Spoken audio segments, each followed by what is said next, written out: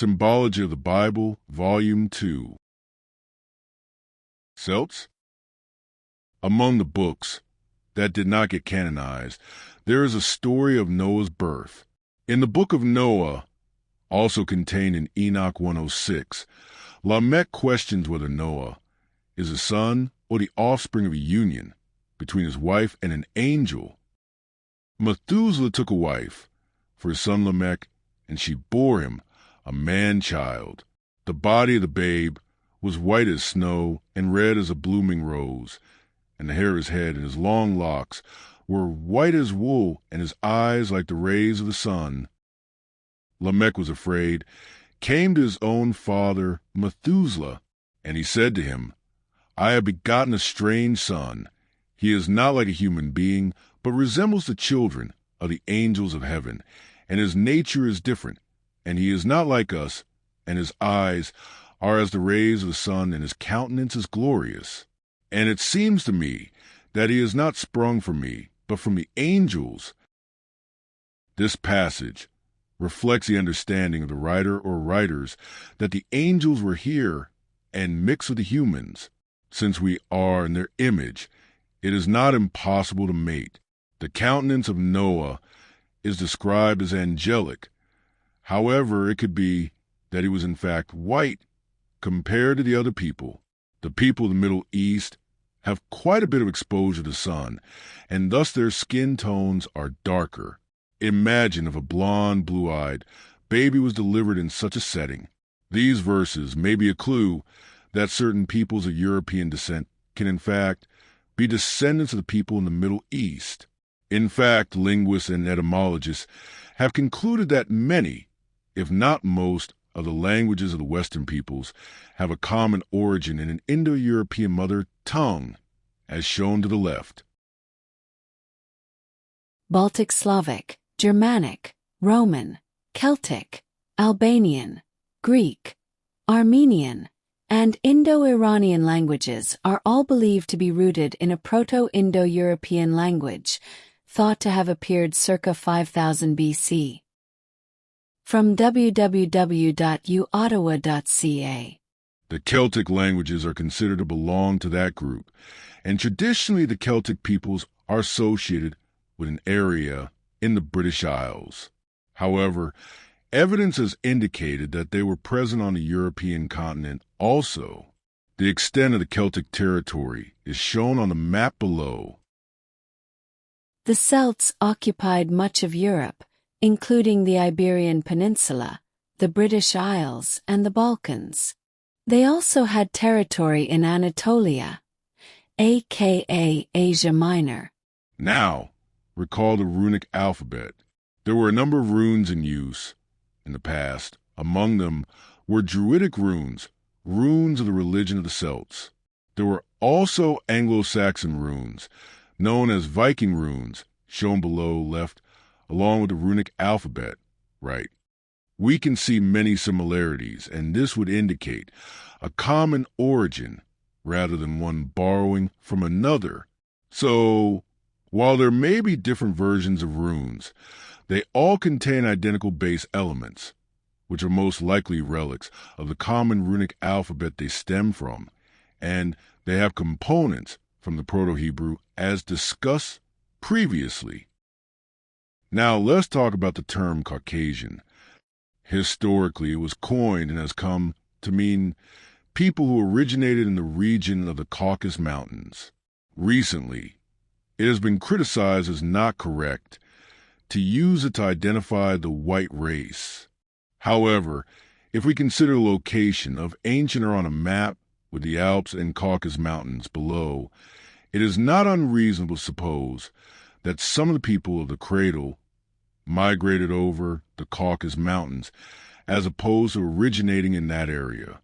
Proposed migration routes and language propagation were discussed previously, but for the Caucasian migration, we can propose it was over the Caucasus and into Europe as shown.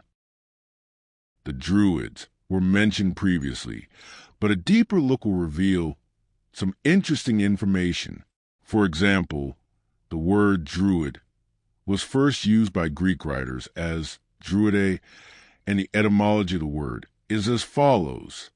From daru, oak plus wid, windeti, to know, to see. Ultimately, from Proto-Indo-European doru, tree, plus wade, to see, to know, hence meaning tree knower. Most would associate this definition with the fact that the Druids were known to hold ceremonies in nature and revered the oak tree. While this may be true, given the connection to their origin and the people of the cradle, this reverence may be a relic passed down through generations. Ezekiel 6 verse 13, Then shall ye know that I am the Lord, when their slain men shall be among their idols round about their altars, upon every high hill, in all the tops of the mountains, and under every green tree, and under every thick oak, the place where they did offer sweet savor to all their idols.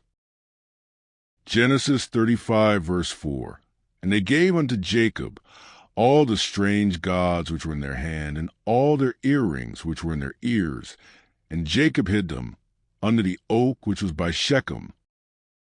However, Judges 6 verse 11, And there came an angel of the Lord, and sat under an oak which was in Ophrah, that pertained unto Joash the Abiezrite.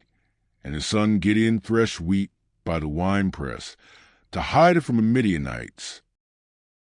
Judges 6 verse 24, Then Gideon built an altar there, at the oak on the rock, unto the Lord, and called it Jehovah Shalom, unto this day. It is yet an offer of the Abiezrites. The above verses reflect the duality of the symbology found in the Bible, good oaks and bad oaks. In the Druids, we find that many gods were associated with trees, and some with the oak tree. Most likely, this is a relic of the symbology of trees used by their ancestors. In fact, the author includes information that indicates Druid worshippers would stand far off from certain oak groves and not enter therein out of reverence. This brings to mind the garden that was closed off and humans were prohibited from entering. It also brings to mind that the angel of the Lord sat under an oak, signifying victory over the wicked ones. To close, we also find this in the Druids. I have been a blue salmon. I have been a wild dog. I have been a cautious stag. I have been a deer on the mountain, and a stump of a tree on a shovel. I have been an axe in the hand, a pin in a pair of tongs, a stallion in stud, a bull in anger, a grain in the growing.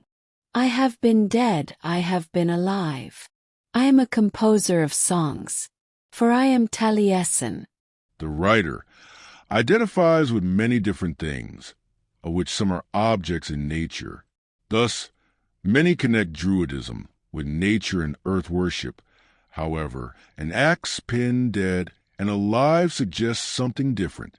It is reasonable to suggest the passage reflects the symbology of animals and trees and of grains like wheat and barley.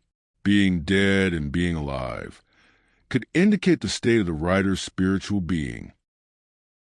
The passage is attributed to Taliesin, a Druid thought to have lived in the 500s AD. Some sources say the name means radiant brow. The AI overview, citing Ancestry.com, states that Tal refers to the forehead as the seat of wisdom, etc. Anisin means bright or shining. We have learned that the moral center of the brain is located in the forehead. Thus, this name could be interpreted to mean a person whose wisdom and morality shine forth. If we go to the Hebrew, which is always a good idea to pursue, we can compound the name from the following syllables. Til, H8510, tel, a mound. Etymology, by contraction from H8524, KJV, heap, blank plus strength. And ish, H376, ish, a man as an individual or a male person, often used as an adjunct to a more definite term, and in such cases frequently not expressed in translation. Etymology, contracted for H582. With H2O2, on, ability, power, figuratively, wealth. Etymology, probably from the same as H2O5, in the sense of effort but successful. And when we assemble the syllables, we have a Hebrew version of the name, Telishon, perhaps meaning a man with a wealth of power and strength, whose wisdom and morality shine forth, and a psalmist